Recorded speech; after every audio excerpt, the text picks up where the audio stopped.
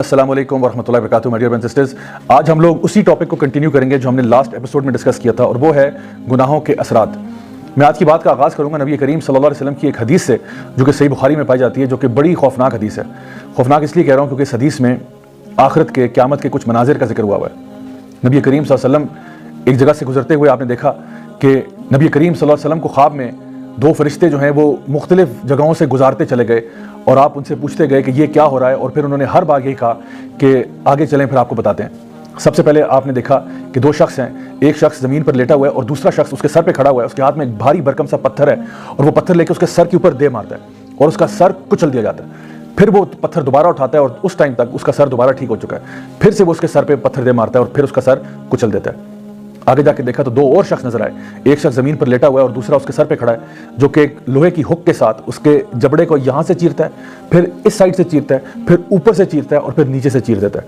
اور ہر دفعہ جب اس کے جبڑے کو چیرا جاتا ہے تو وہ دوبارہ سے ٹھیک ہو جاتا ہے، اور یہی پروسیس کنٹینیو ہو رہا ہے. آگے گئے تو دیکھا کہ ایک تندور ہے، اس تندور میں سے چیخو پکار کی آوازیں آ رہی ہیں. اندر دیکھا تو مرد اور عورتیں وہاں پہ موجود ہیں جو کہ برہنہ حالت میں بغیر لباس کے ہیں، اور وہ اندر پکائے جا رہے ہیں. اس کے آگے گئے تو دیکھا ایک تالاب ہے خون کا بھرا ہوا، اور اس تالاب میں ایک شخص تیر رہا ہے. اور جب بھی وہ تالاب کے کنارے تک پہنچتا ہے تو ایک شخص اس تالاب کے کنارے پہ کھڑا ہوا اس کے منہ کے اوپر ایک پتھر دے مارتا ہے، اور اس پتھر کے زور کی وجہ سے وہ دور چلا جاتا ہے. پھر وہ پتھر کو اپنے منہ میں دوبارہ کنارے تک پہنچتا ہے، وہ شخص اس کے منہ سے پتھر نکالتا ہے اور پھر اتنی زور سے اس کے منہ پہ دے مارتا ہے کہ وہ پیچھے جا لگتا ہے. پھر وہ پتھر کو لے کے واپس آتا ہے، اور یہی پروسیس ریپیٹ ہوتا چلا جا رہا ہے. آگے آپ جاتے ہیں تو آپ دیکھتے ہیں کہ ایک بہت ہی بھیانک قسم کا ایک شخص ہے جو کہ ایک آگ کے ارد گرد چکر لگا رہا ہے. اس سے آگے جاتے ہیں تو دیکھا ایک بڑا ہی خوبصورت باغ ہے، بہت خوبصورت، اور اس باغ کے اندر ایک اونچا سا درخت ہے، اور اس درخت کے ساتھ ایک لمبا سا بہت خوش شکل انسان ہے، اور اس انسان کے ارد گرد بہت سارے بچے جو ہیں وہ کھیل رہے ہیں اور انجوائے کر رہے ہیں. آگے جاتے ہیں تو دیکھتے ہیں کہ کچھ ایسے لوگ ہیں جن کا آدھا جسم جو ہے وہ بہت ہی خوبصورت ہے اور آدھا جسم انتہائی بدصورت ہے.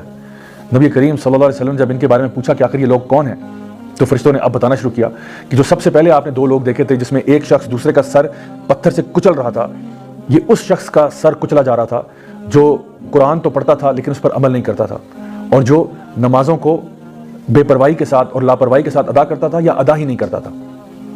دوسری طرف ان کا ذکر کیا وہ شخص جو دوسرے کے اوپر اس کا جبڑا چیر رہا تھا ہک کے ساتھ. یہ بتایا یہ اس شخص کا منہ چیرا جا رہا ہے جو دنیا میں جھوٹ بولتا تھا، اور اتنا جھوٹ بولتا تھا کہ اس کا جھوٹ پوری دنیا میں پھیل جاتا تھا. آج سوشل میڈیا کے ذریعے ہم یہ بات اچھی طرح جانتے ہیں کہ جھوٹ کتنی جلدی سے پوری دنیا میں پھیل سکتا ہے. پھر ان کا جب سوال کیا کہ وہ لوگ جو کہ تندور میں تھے برہنہ حالت میں، یہ لوگ آخر کون تھے، تو بتایا گیا یہ دنیا کے وہ لوگ ہیں جو زنا کیا کرتے تھے، مرد ہوں یا عورتیں ہوں. پھر اس شخص کے بارے میں پوچھا جو کہ خون کے تالاب میں تیر رہا تھا اور اس کے منہ کے اوپر بار بار پتھر مارے جا رہے تھے، تو بتایا گیا یہ امت کا وہ شخص ہے جو سود کا کاروبار کرتا تھا، یعنی کہ ربا میں یا انٹرسٹ میں ڈیل کرتا تھا. پھر ان کا پوچھا گیا وہ شخص جو کہ ایک بھیانک قسم کا انسان ہے جو کہ آگ کے ارد گرد چکر لگا رہا ہے، تو بتایا گیا کہ یہ جو ہے اصل میں جہنم کا داروغہ ہے، مالک، دا گیٹ کیپر آف ہیل.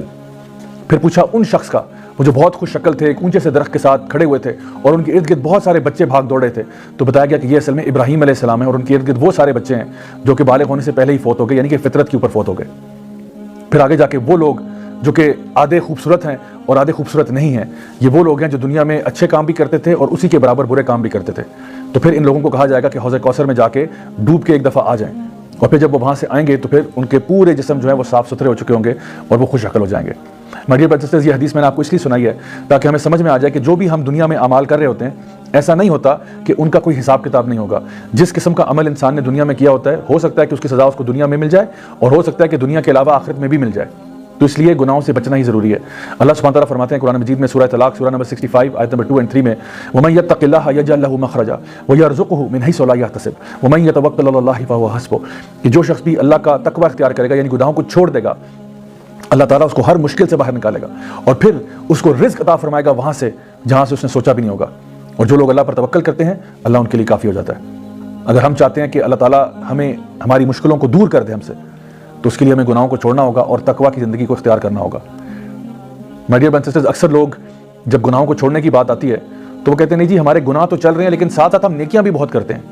تو اس کی مثال ایسی ہی ہے کہ انسان کمرے میں اے سی لگا دے اور ساری کھڑکیاں کھول دے. تو ایک طرف تو آپ نے استغفار کی ہوئی ہے لیکن آپ گناہ چھوڑنے کے موڈ میں نہیں ہیں. ایک انسان ہر سال حج بھی کرتا ہے، عمرہ کرتا ہے، صدقہ بھی کرتا ہے، لیکن حرام بزنس بند نہیں کر رہا، حرام کاروبار ختم نہیں کر رہا، حرام کام ختم نہیں کر رہا. تو آخر پھر اس بندے کی بخشش اور مغفرت کیسے ہوگی؟ اصل کام یہ ہے کہ سب سے پہلے گناہوں کو چھوڑیں, اس کے بعد جتنے نیک اعمال کرنا چاہتے ہیں آپ ضرور کریں, لیکن گناہوں کو چھوڑنا بہت ضروری ہے.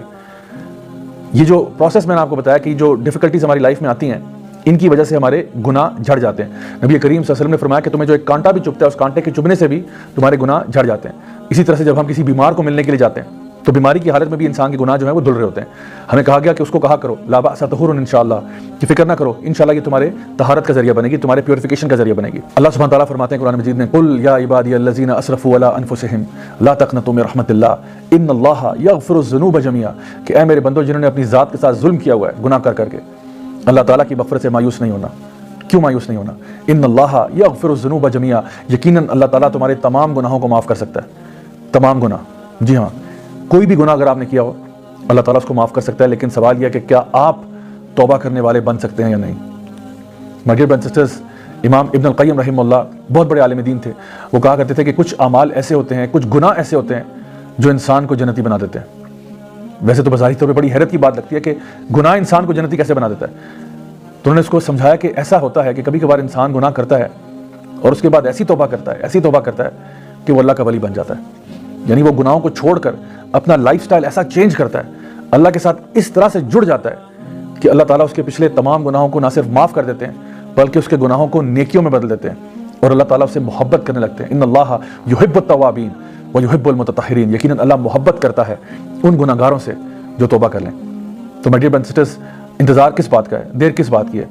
جب تک ہماری سانس میں سانس ہے آئیے ہم فیصلہ کریں کہ انشاءاللہ ہم سے جو بھی غلطیاں ہوئیں, کوتاہیاں ہوئیں, ہم اللہ تعالیٰ سے گڑ گڑا کے معافی مانگیں گے تاکہ اللہ تعالیٰ ہماری تمام غلطیاں, کوتاہیاں, گناہوں کو معاف کرے.